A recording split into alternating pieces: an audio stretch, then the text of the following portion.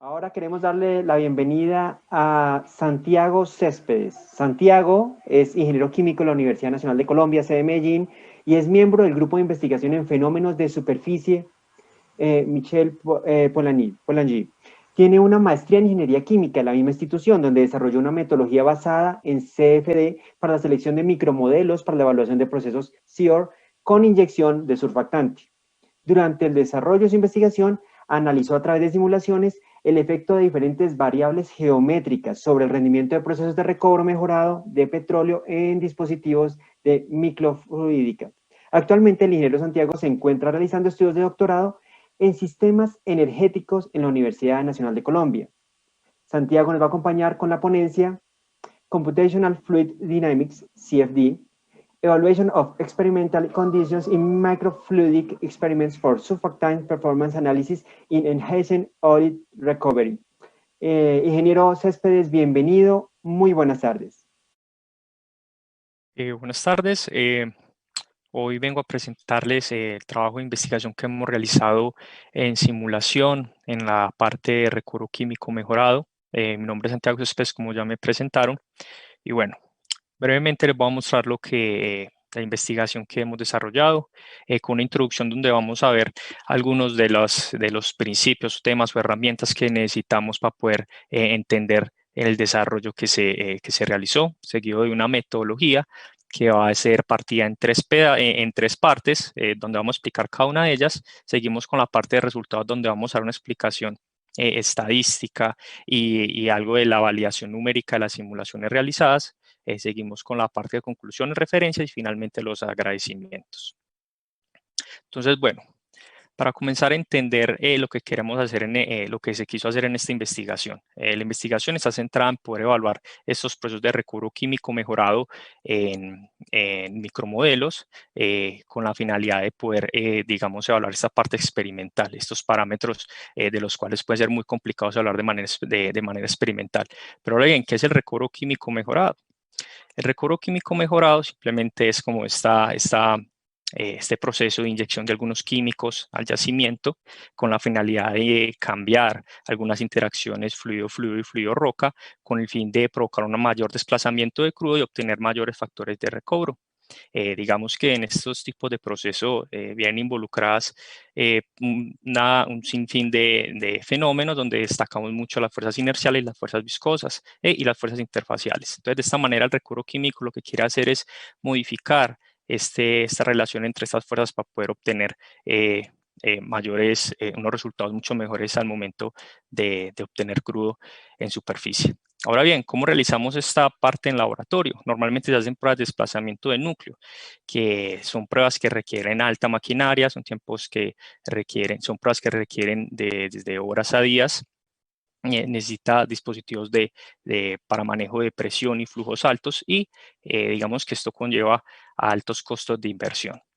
Ahora bien, nosotros que quisimos hacer, buscar una manera alternativa a evaluar estos procesos. Quisimos buscar otras herramientas que nos permitieran de una manera mucho más sencilla poder evaluar estos tensoactivos surfactantes y poder, digamos, calificar la tecnología. De esta manera, tenemos lo que es la microfluídica, es la disciplina científica que estudia el movimiento y manipulación de sustancias líquidas en microvolúmenes a través de nano, micro y macroescalas. Como podemos ver en la figura, en la parte de la izquierda, vemos cómo es el proceso de desplazamiento de fluido, digamos, en el yacimiento, en un medio poroso, y a la derecha vemos como en un micromodelo se puede ver este desplazamiento. Vemos que tienen ciertas similaridades, los que nos permite decir, bueno, a estas escalas representativas de los micromodelos, tenemos digamos, los fenómenos representativos que nos permiten modelar este proceso y, digamos, evaluar la tecnología. ¿Qué ventaja tienen esto en comparación con la que ya hemos mencionado, los procesos de recobro evaluados en núcleo? Tiene una visualización del medio poroso, o sea, no presenta el fenómeno de caja negra, permite la fabricación y estudio de patrones de flujo, que es algo muy importante de interés más que todo en la industria del petróleo, tiene resultados precisos y algo muy importante, la evaluación de la tecnología pasa de una escala de horas a días a minutos a horas.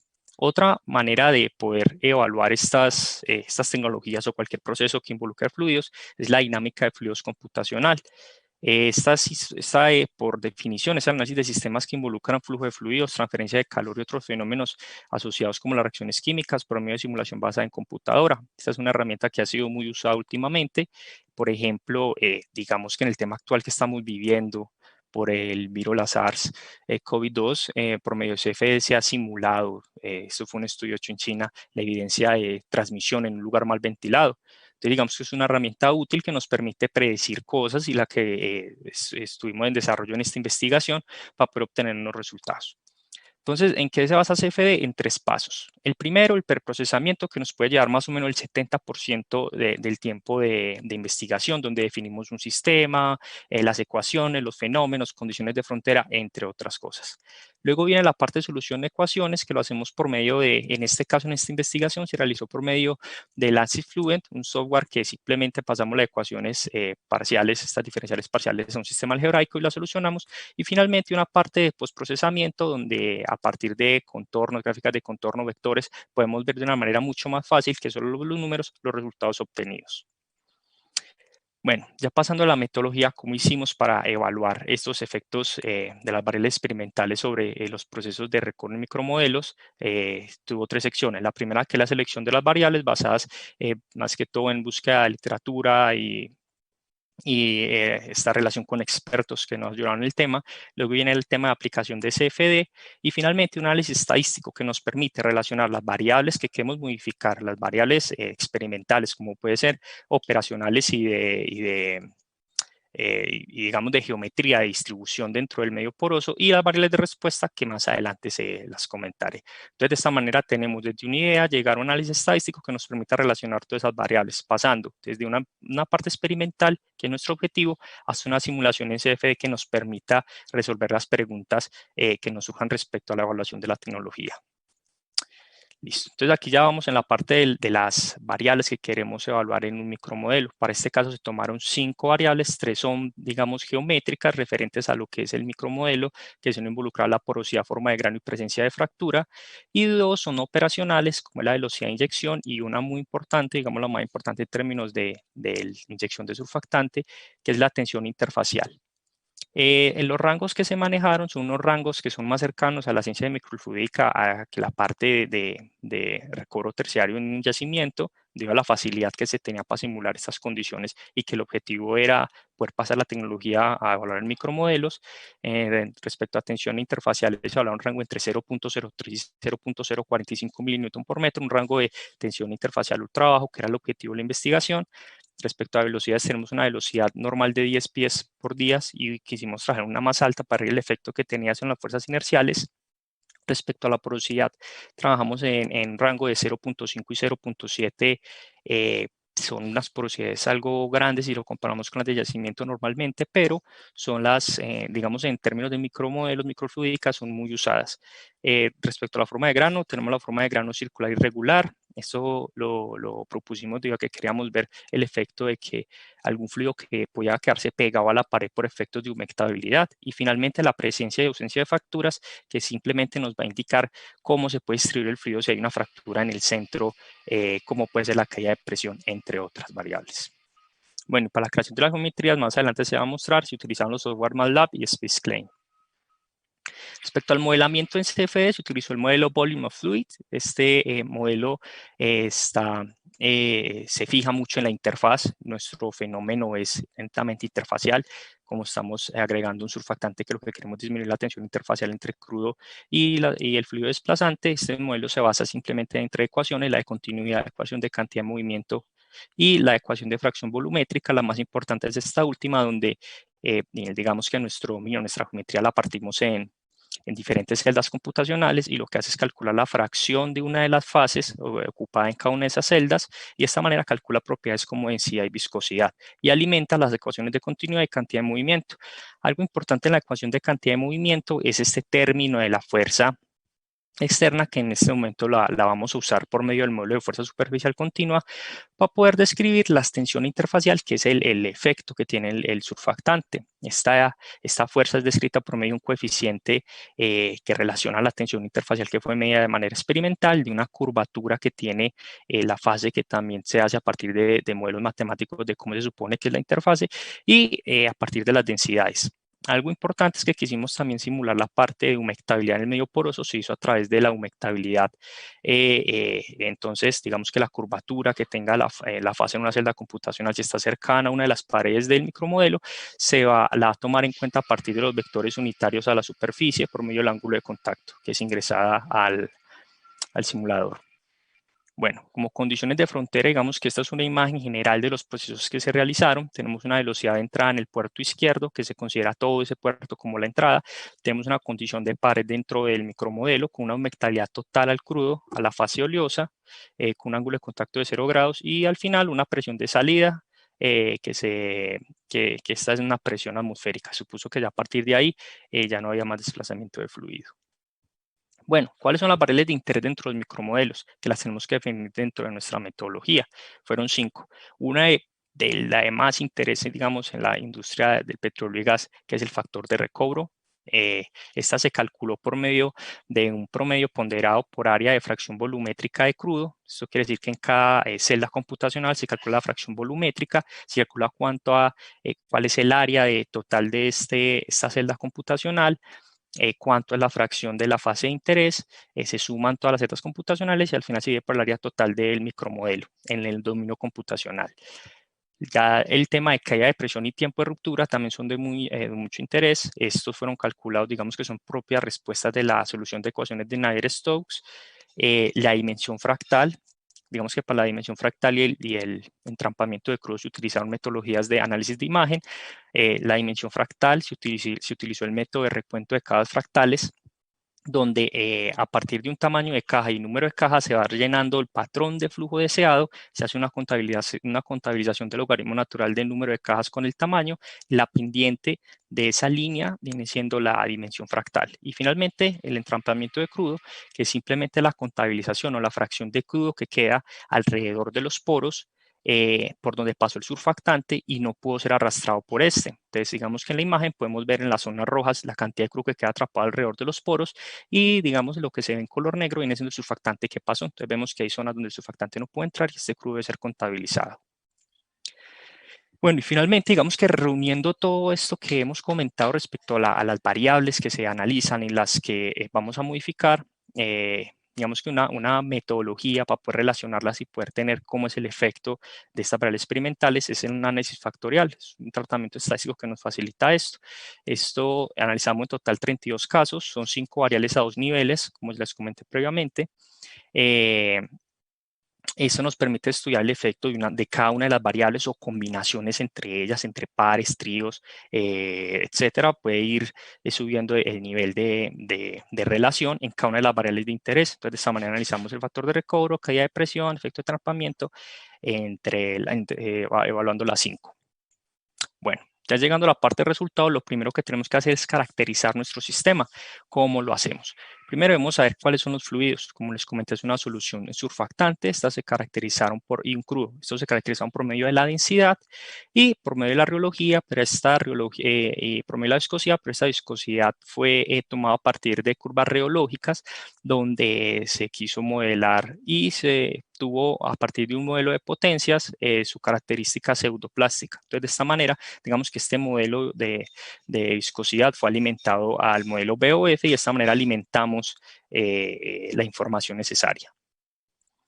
Bueno, ya llegando a la parte de validación del modelo numérico, primero nuestro primer trabajo fue validar que nuestro modelo numérico, nuestra propuesta fuera acorde con lo que se quiere simular. De esta manera, digamos, de investigaciones previas que se han hecho en el laboratorio, teníamos el micromodelo, hicimos una prueba de desplazamiento y quisimos comparar las mismas condiciones en una simulación, donde como podemos ver en la gráfica, los datos de la simulación están muy acordes con la parte experimental, y además de eso en la zona de interés, que es donde empieza a cambiar la pendiente, que es donde se da el tiempo de ruptura, vemos que no hay gran diferencia. En la tabla 2 podemos ver la diferencia que hay, digamos, entre las variables de interés que se evalúan. Vemos que la diferencia es muy pequeña, y además de eso, a partir de análisis de imagen podemos ver que no hay, que hay una gran similitud entre los patrones de flujo que se dan. Entonces, eso es un indicio muy bueno de que nuestro modelo sí puede simular las condiciones que queremos. Además de esto, también se quiso validar cambiando la tensión interfacial. De esta manera, bueno, nuestro modelo se ajusta a un caso experimental, pero ¿qué pasa si cambiamos alguna de las variables? Nuestro modelo tiene la capacidad, digamos, de responder a eso, y como podemos ver en la tabla 3, a medida que baja la tensión interfacial de algunos fluidos que quisimos simular, vemos que el factor de recobro va aumentando, que es un caso esperado en este tipo de procesos. Igualmente que la dimensión fractal va aumentando debido a que el flujo se hace mucho más uniforme. Entonces, de esta manera el modelo puede capturar la tendencia normal de estos procesos. Siguiendo con la caída de presión, lo que queremos validar son todas las variables que queremos evaluar en los micromodelos. Entonces, la caída de presión, como no tenemos datos experimentales, esto se realizó a través de la ecuación de Darcy. Con un caso particular de inyección de agua, podemos ver que obtenemos un error relativo del 1.7%. Y bueno, cabe aclarar que, digamos, que en la simulación siempre vamos a obtener una caída de presión mayor que si la consideramos con la ley de Darcy, debido a que se consideran algunos efectos inerciales y de otro tipo.